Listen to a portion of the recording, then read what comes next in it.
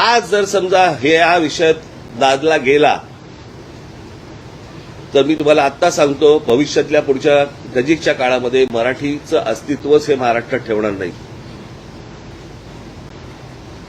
मराठी साहित्य संपवून टाकतील, मराठी सगळ्याच गोष्टी संपवून टाकतील आणि केंद्र सरकारच्या वरवंट्याखाली अख्खा महाराष्ट्र भरडला जाईल.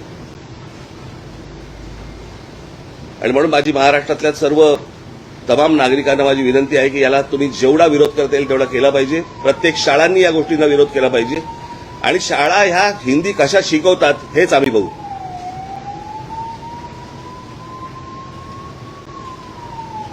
आणि हे जर समजा राज्य सरकारला आव्हान वाटत तर आव्हान म्हणून घ्यावं.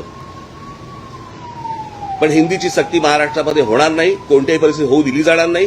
गुजरातमध्ये केंद्रामध्ये नरेंद्र मोदी आणि अमित शहा बसलेले असताना गुजरातमध्ये जर हिंदीची सक्ती नाहीये, आंध्र प्रदेशमध्ये नाहीये, तामिळनाडूमध्ये नाहीये, केरळमध्ये नाहीये, कर्नाटकामध्ये नाहीये, बऱ्याचशा ठिकाणी नाहीये, हे धोरण महाराष्ट्रावरती का लादलं जाते, कशासाठी लादलं जाते? मला असं वाटतं तुम्ही पत्रकार आहातच, परंतु या महाराष्ट्राचे नागरिक म्हणून मला असं वाटतं जबाबदारी तुमची देखील आहे आणि याला तुम्ही पूर्णपणे विरोध करणं गरजेचं आहे, आवश्यक आहे.